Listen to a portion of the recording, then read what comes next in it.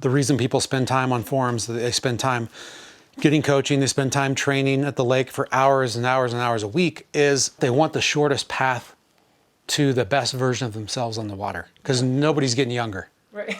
Look, if you're comparing yourself to pros, they've been doing it since they were 10.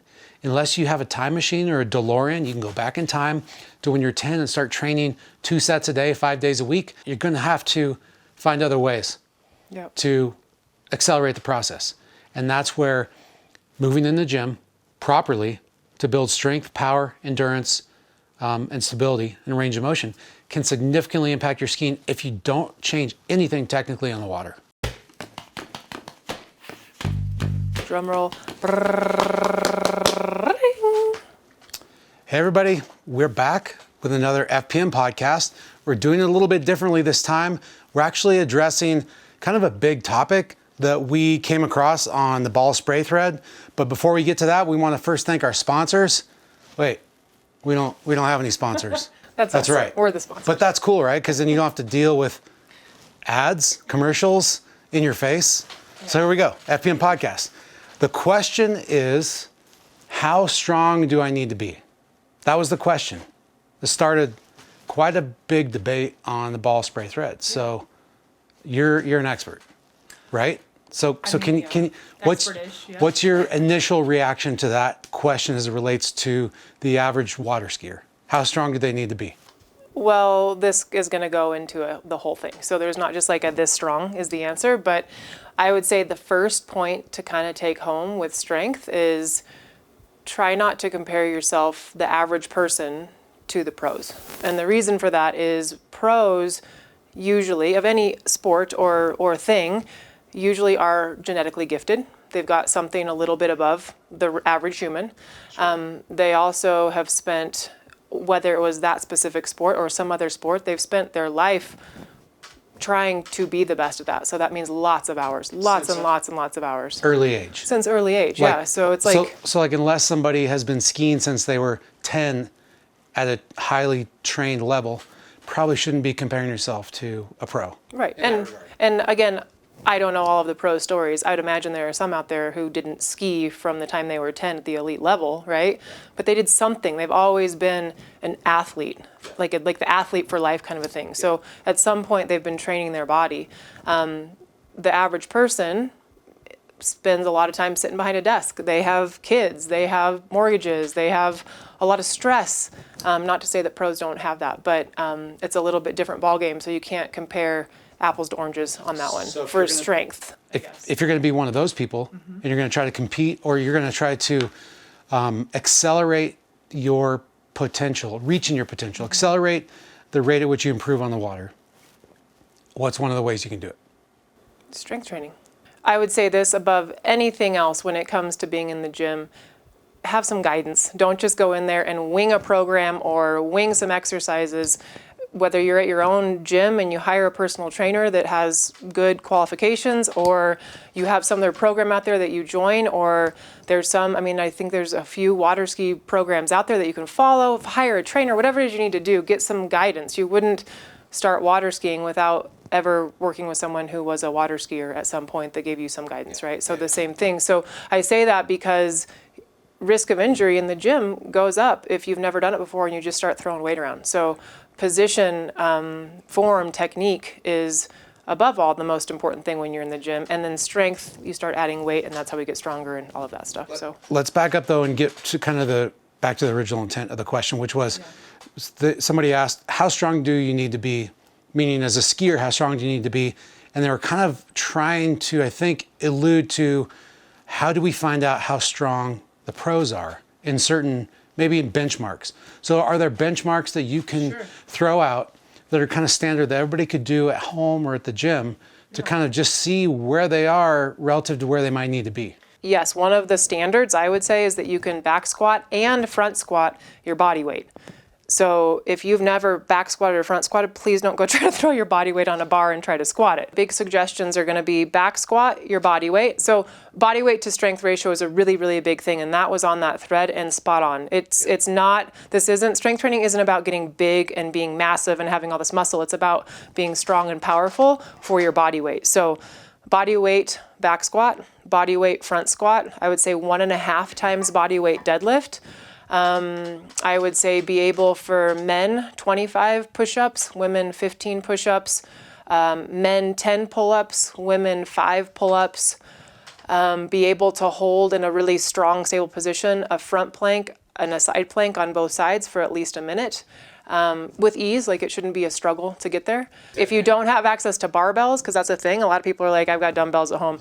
If you're holding a goblet squat, if you don't know what that is, reach out. But a goblet squat at half of your body weight to hold the bottom position of a squat for 45 seconds is a really good standard as well. Oh, huge one, yeah, sorry, is a hang, to be able to hang from a bar both in a pronated and supinated grip. So pronated is palms forward, supinated is palms facing towards you in a full hang for 1 minute. And not like one back to back, but 1 minute of pronated and 1 minute of supinated. Those are pretty good stand. That's grip strength. Obviously, as water skiers, grip strength is huge. If you're unable to hang from a bar for a minute, there's a lot of work that needs to be done for you to be able to hold on to the handle when a boat's yanking you around the lake. So those are the big ones, I would say, for strength. There's obviously more when it comes to fitness in general fitness for being a good athlete, but those are the big strength numbers, I would say. And I also, like, we're talking about the numbers in relation to your body weight, but also your form and your technique is so important. So if I could go back squat, somebody could go put their body weight on the bar and do like a quarter squat and just kind of bust out some reps, or push-ups where you're not going all the way down, or pull-ups where you're not getting your chin over the bar, coming to a full hang. That doesn't count as a rep, right? You've got to be able to have functional joints. So when we think of strength, we don't just think of numbers of weight we're throwing around. We also think, how are my joints functioning through range of motion during those movements? Am I pain-free? Am I actually hitting all the positions? Am I hitting those positions with stability, or am my knees wobbling in and out as I'm squatting? So there's a lot more that goes to it than just... Yeah, or your spine. That's obviously a huge one. Core, when we're thinking of strength, a big thing that I preach to any athlete or any person I work with is core to extremity, and we first prioritize our core strength, and once we're there, then we start loading the spine. But until you're able to have spinal integrity, loading the spine is probably not a great idea. And I would imagine most water skiers have the ability to put some weight on their bar or their dumbbells because you're getting yanked around the lake by a boat. But most water skiers at the level that they're concerned about strength, I would say, have a certain level of strength and certain level of stability built into the system. However, from experience, I know sometimes stability can be achieved through like stiffness or lack of mobility in certain joints. Also, I think if we back up, one of the tenets that you and I kind of carry through what we do with our athletes is doing movements in the gym that increase strength, increase range of motion, increase stability, power. And power. If you can do those movements in the gym, you're going to be much more likely to have access to more ranges of motion, more stability, more power on the water. Right. So speak to that a little bit. Like, how important is the technical aspect of these movements in the gym when it relates to water skiing and as it relates to not getting hurt? Yeah, it's critical. So we talked to our Flow Point members, but I also work with a lot of skiers individually, and we talk about this a lot. If you are unable to, let's say, for example, a deadlift, if you stand up from your deadlift and you're unable to fully extend your hips, so you can't get your hips all the way open to full extension and activate your glutes and keep a good core during that whole time, the likelihood of you being able to keep your hips open when you're skiing is going to be pretty hard, right? How do people get full extension and at the top of a deadlift usually if they don't have it? They lean back. So same thing as water skiing. If we're missing hip extension, and that's when your hips open in the front, right? Yep. If we're missing that, then we think we find it by arching our back more. And you'll even hear coaches maybe say lean back, lean back. Not a wrong cue. That can be a great cue if you're also able to bring your hips with you. But if you're leaning back and your hips are also staying back, that leads to a really extended spine. So if think of just a big sway back. You've got a big sway back. Not very good spinal integrity, risk of injury goes through the roof, and athletic stance on a ski is pretty not good. But every movement, whether it's a power clean or it's anything you would program, how important is technique? how would you suggest people approach this if suddenly they're like, okay, I understand I need to be able to do X, Y, Z as these benchmarks to find more strength, more power, more stability. How do they approach that? Get a coach. Honestly, get a coach. Like, don't try to wing this on your own, guys. It's the last thing you want is your gym or your off-water training to injure you, right? And so if you don't know how to properly perform, or if you're unsure if you really know what you're doing, my first advice is get a coach. And if that's somebody in person, again, great. If it's somebody remote, great. But find somebody who's going to watch your movement. I also do GiveGo. So if you're doing your own stuff, if you're on GiveGo, shoot me a video, because I would love to help you with that to make sure your technique is good. So that's one thing. But how to approach it from, if you already, like, I'm dialed in, I've got all my movements, less is more at first, right? Don't go in there and say, well, Jenny said I need to front squat my body weight, so I'm just going to throw that on. Do like 5 reps at the empty bar. How does your video yourself? How do you look? How's your form? Are you getting full range of motion? Are you rounding around? If that looks good, bump it up a little bit. Do kind of like a linear progression to get there. And this is kind of like very beginning standards of lifting, but over a course of 6 weeks, build up to that. Don't just dive into it unless you've been doing this for a long time and you know, hey, I'm pretty sure I can do this. I did that 3 weeks ago. Then cool. But so if skiers want to focus on strength, power and strength, but not build a bunch of mass and get bulky, because we know you want to maximize your strength to weight. Yeah. Right? What's a rep scheme, generally speaking? Is it, 3 to 5 reps, 3 to 5 sets, or is it like high reps? No. So, I mean, let me say this. With any type of lifting, if you're coming from not doing a lot, you're probably going to gain muscle, but that's a good thing. If you haven't been doing anything, that is a good thing. It's not like you're going to all of a sudden put on 10 pounds of muscle in a week, right? Or in a month or in a cycle. It's not going to happen. It takes a long time to do that. So don't be afraid if you're doing like higher reps that this is going to happen right away. However, over time, doing higher reps over and over again is going to lead to more hypertrophy. Hypertrophy is muscle mass gain. Skiers, that's not our goal. And that's not our goal even for our sport. We're thinking of shorter, sprintier stuff. So we're looking in the range of 1 to 5 reps. Three sets of 1 to 5 reps is going to be ideal for most of our main lifts. When you're looking at auxiliary work, so like if you're trying to work on like positional stuff with your scapula, or maybe you need to work on hip flexor strength, really individual stuff that is weaker, which is where we get to like symmetry and maybe injury prevention. That might be a little higher repetition, but that's going to be smaller muscles. You're not going to be putting on a bunch of mass with that. So for the big mover, the big movements, we're looking for that 1 to 5 rep range. And I am not a huge fan of doing heavy singles. You don't see that a lot in my programming. It's more like the 3 to 5. We might do like box jumps for big explosive stuff for 1 rep, but try to stay below 5 reps. All right, so on that ball of spray forum, there was like, I guess I would say 2, but I'm going to add in a 3rd category of what is going to be the most beneficial for you skiing. Technique, technique on the water, strength, and then I would also add in like mobility, kind of positional stuff in there. What do you feel is most important for you as a pro, but also what you see for the athletes you work with? In general, I would say I think they're all on par or almost equally as important. I think obviously people are hyper-focused on technique, and rightly so, because this sport, once you figure it out, it is quite simple. But to get to that point, you have to unpack things. You have to use a lot of words. You have to hold multiple concepts in your head. And so the technique part does take a lot of focus, especially if you're like an observational learner and you learn by watching, then you need to watch a lot of different videos. And that can help you kind of concretize your concepts or your ideas or your goals once you get to the water.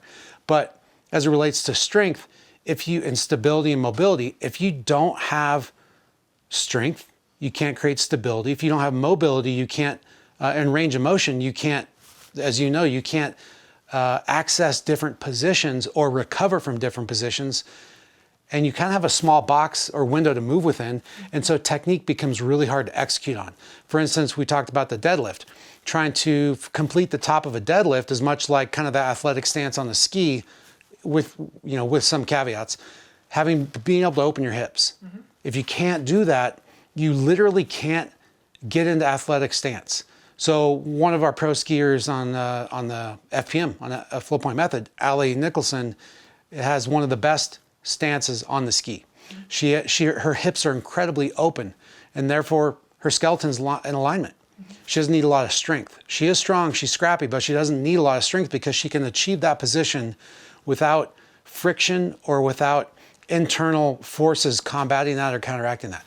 So myself, for instance, I didn't have that ability. And that's partly why I had low back issues, because I did not have the mobility in my hips and the strength in my posterior chain to balance all that out. So as it relates to technique, everybody kind of hyper focuses on the technique, but if you don't have the strength, a certain base level of strength, in my opinion, and a certain base level of mobility, then you can't access technique. You could know perfectly what to try to accomplish on the water, and you're banging your head against the wall because when you go out there, you can't do it because your body can't do it. So everybody has different limitations. Some people are a little bit too heavy, maybe too strong, too bulky. Some people are too light, too skinny, too weak. Some people are too stiff.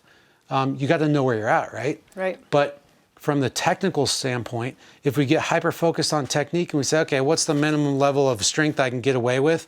We also totally forget about the stability, mobility piece. And since water skiing's positional, like we say, that means that the better positions you can achieve relative to your body and the better position you can put your feet in relative to the rope, the better you're going to ski. It's all positional based. If you can't get your body in the right shapes and in the right positions and hold that under load, you're kind of, doesn't matter what the technique part is like. You're going to lose it. You're going to get out of position. You're going to lose the battle with the boat. Or you can get there in a compromised body position, which works for a while until it doesn't, and you're a testament to that, right? Like you might be able to find your balance on the ski, like we were talking about, by hyperextending that spine. Yep. But that happening over and over and over, it could work for a while, and then all of a sudden, one day it snaps, and then you don't get to ski anymore. And that's like another part of strength and mobility training is, why are we really doing this? Are we doing this just to get the gold medal? Most of us aren't even looking for a medal. We're just trying to out there have a good time and hope to get a couple more balls, right? But really, it's to be able to do it forever, you know? For the majority of people listening to this, it is not about, yes, we want to get better. That is a very thing, right? But if we get hurt, we don't get better. The reason people spend time on forums, they spend time getting coaching, they spend time training at the lake for hours and hours and hours a week, is they love the sport, they love the challenge, they love the personal accomplishment that they get, the sense of accomplishment they get when something awesome happens, when you find that flow state on the water. But they want the shortest path to the best version of themselves on the water, because nobody's getting younger. Right. The shortest path to the best version of yourself includes attention to technique, attention to some training and some protocols and an actual program, attention to some body work. I don't think it's any one thing, but I think the good rule of thumb is, look, if you're comparing yourself to pros, they've been doing it since they were 10. Unless you have a time machine or a DeLorean, you can go back in time to when you're 10 and start training 2 sets a day, 5 days a week, then you're going to have to find other ways to accelerate the process. And that's where moving in the gym properly to build strength, power, endurance, and stability and range of motion can significantly impact your skiing if you don't change anything technically on the water. I want to say this too. I think some people, like, we only have so much time in the day, right? Or in the week. And especially in the summertime, in the springtime, when we're like really dialing into skiing, the last thing we want to do is think, oh man, I've got to have like 5 days in the gym to also on top of this. No, like 2 to 3 days in the gym, and it doesn't have to be for an hour long. Like it might be, but depending on how much you put into it, but getting in there and nailing out the stuff that is really the top of the tier for a half an hour, 3 days a week, that's gonna be amazing. And I would say, like, without even having a program, here are the big things I would say to start working on. Hanging from the bar, doing pull-ups, like getting that range of motion. If you're at full range of motion, I'll keep saying that. This is all body weight stuff you can do from your house. Pull-up bars are like $20 to go in the door frame. You can get those on Amazon or whatever. Get a heavy kettlebell or a heavy dumbbell. Have that at your house. This is if you're just doing it at your home. Again, give yourself some front squats or goblet squats, holding it at your chest. Like just trying to get in basic movement. Use that same dumbbell or kettlebell for some deadlifts. You know, and again, we're looking at 3 to 5. So you don't need to have a big gym membership to be able to do this stuff, but giving yourself a little bit of time, a few days a week, is going to go a long way for the average person that sits behind a desk or has a normal life and isn't a pro. Yeah. This is a big part of the forum, and one that I totally agree with, and I think you do too, is can you be too strong? Can you be too strong on the water? Yeah. I don't think you can be too strong. I think you can be too bulky. I did see a comment on the forum about if you're too strong, your technique will suffer because you'll be able to get away with more stuff, hang on to more things. And I think that's just about as false of a comment as you can make. I think that's the wrong way to look at it. We've got to remember that we want to fail forward. Mm-hmm. So what does that mean? That means failing forward means if you get stronger, okay, let's back up. This sport, the reason that we love the sport is because the sport's not foolproof. It's on you. It's your responsibility to understand the things that are going to make you better and the things that are going to keep you from getting hurt so you can keep skiing year after year, week after week, because longevity is one of the biggest markers for success. The less longevity you have, the less successful you're going to be. So how do you gain longevity? Well, you just learn more about the sport. You become a student. You develop the craft.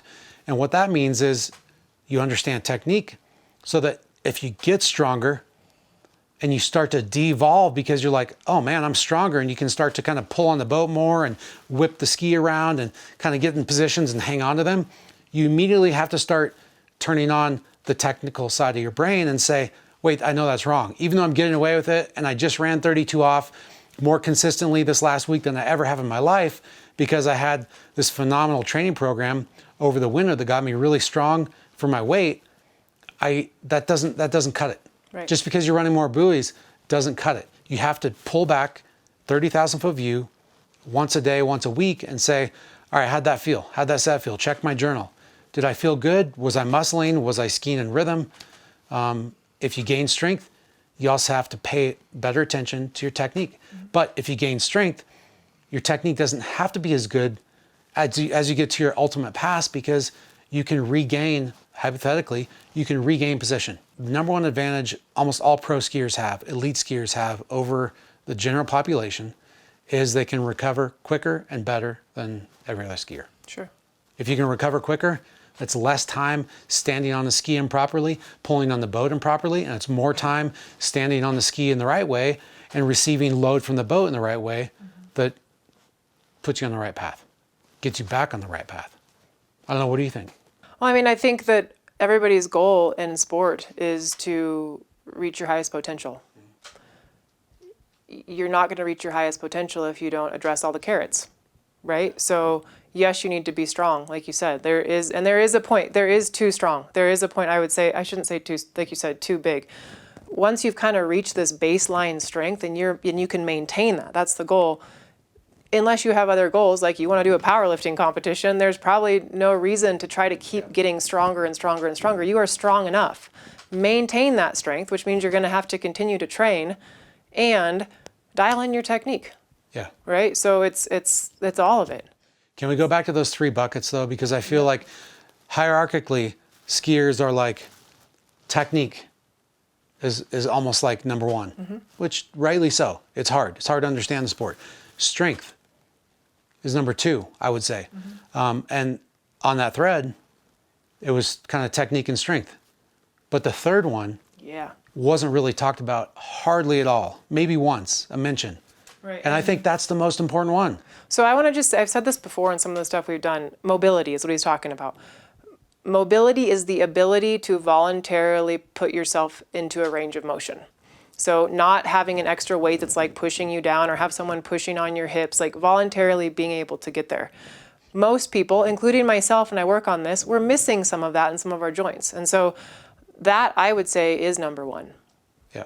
And I would say that because working with the pros that we have, Rob Hazelwood, Jamie Bullock, some of the things that people we're working with in our Flow Point Method program, who are the elite are saying, wow, I feel way better. Like I can actually feel this position on the ski because my shoulders actually move. And so the best of the best, improving range of motion for their joints and their spine. But it's not just like, and I love yoga, it's not just going out and doing yoga and stretching. You need to be stable in those joints. So there is a point of being too flexible as well, and mobility is being stable through that range of motion. Yeah. So, and that's where the strength comes in. So I would argue that you can't have mobility and strength separately.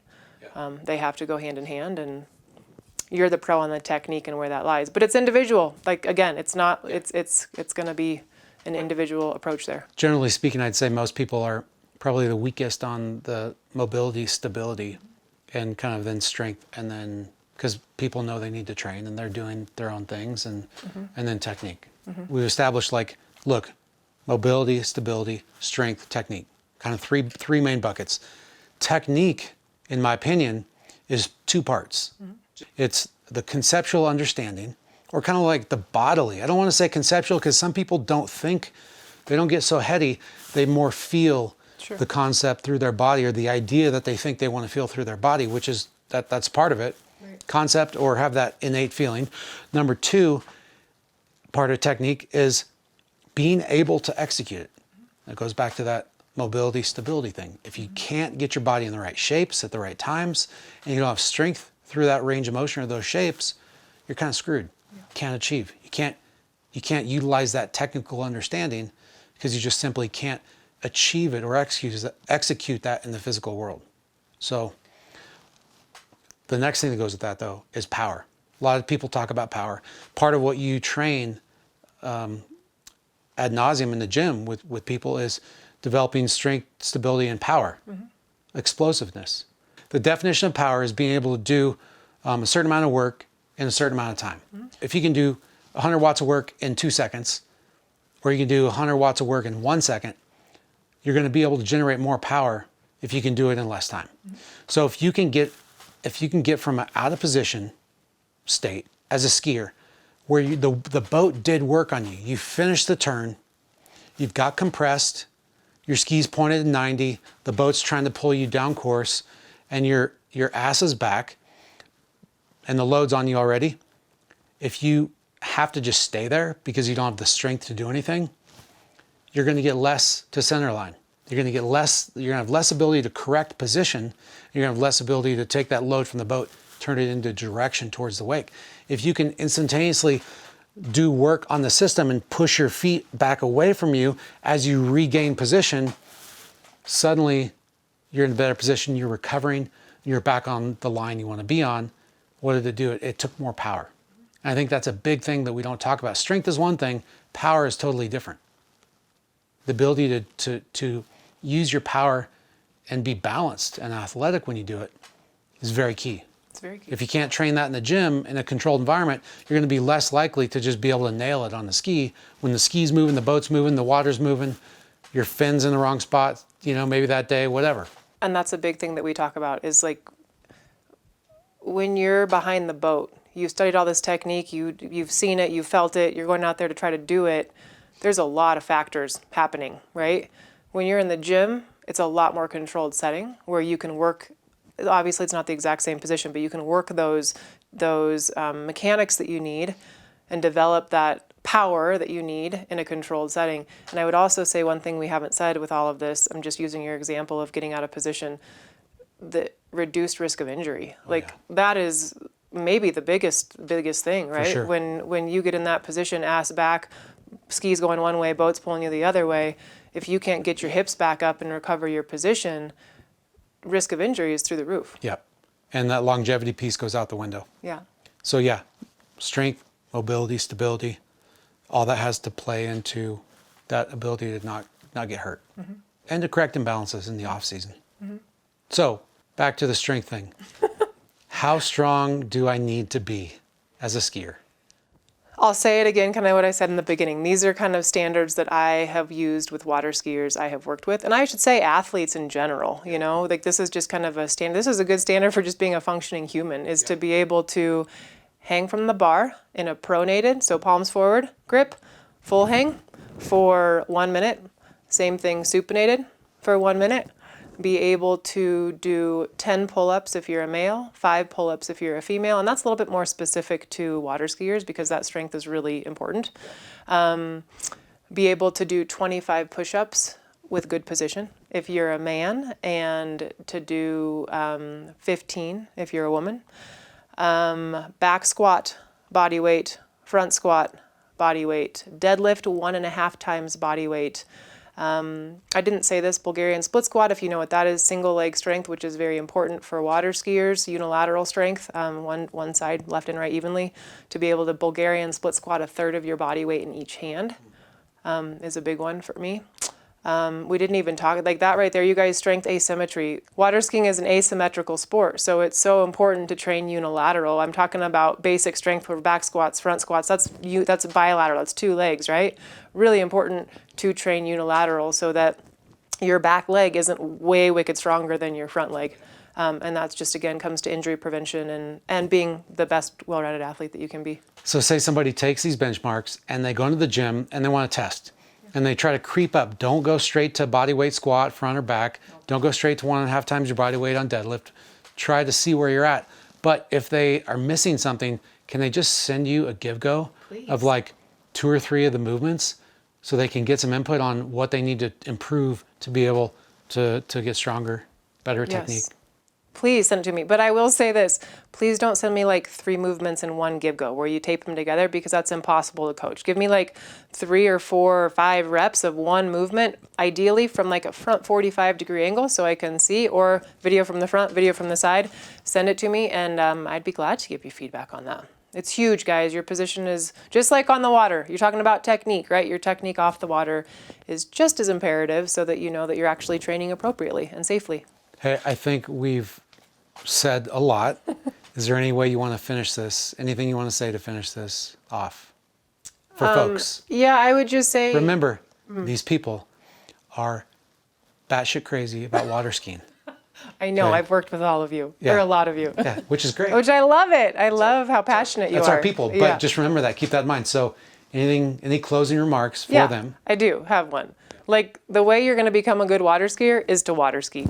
Hands down. You have to get repetition on the water. You have got to ski. So don't think that because I'm over here preaching some off-water training that I think it's more important than actually being on the water, because I do not. I think that in any sport you're doing, the way you get better at that sport is to do it. But the strength training piece is critical for safety, for longevity, for injury prevention, for becoming your best, to reaching your potential, to balancing the whole system. Like it's a huge part of it. But please go ski your face off. And have fun and know the technique and all of it. But it's got to be kind of a holistic approach, which is what I do with any athlete of any sport that I work with. That was a great closing. But we didn't talk about a couple of things that I hear people talk about a lot. Rowing. Oh, yeah. And just endurance in general. This podcast is not about fitness. This podcast is about strength. So I know there's a lot of people out there we see in the water ski world who think that if they just row their faces off on the row machine all winter long, they're going to be ready to ski. And it's probably going to help you to some degree, but it's not the only thing. We will do another podcast on endurance and on stamina and on energy systems, because that is a huge part of it. Just going out there and riding your road bike and jumping on the rower for 30 minutes every day is not the answer to be a good water skier. But for the sake of capturing anybody and everybody who wants, remember again, GiveGo. Yeah. If you think that rowing's your thing and you've been rowing, send Jenny a GiveGo. From the side. From the side, because rowing technique is critical. Nailing rowing technique is critical for not only safety, strength, and power generation, but also how it translates over to water. Huge. Rowing is great for water skiing. Yeah. And when it's done poorly, it can be the absolute opposite and training really bad form on the water ski.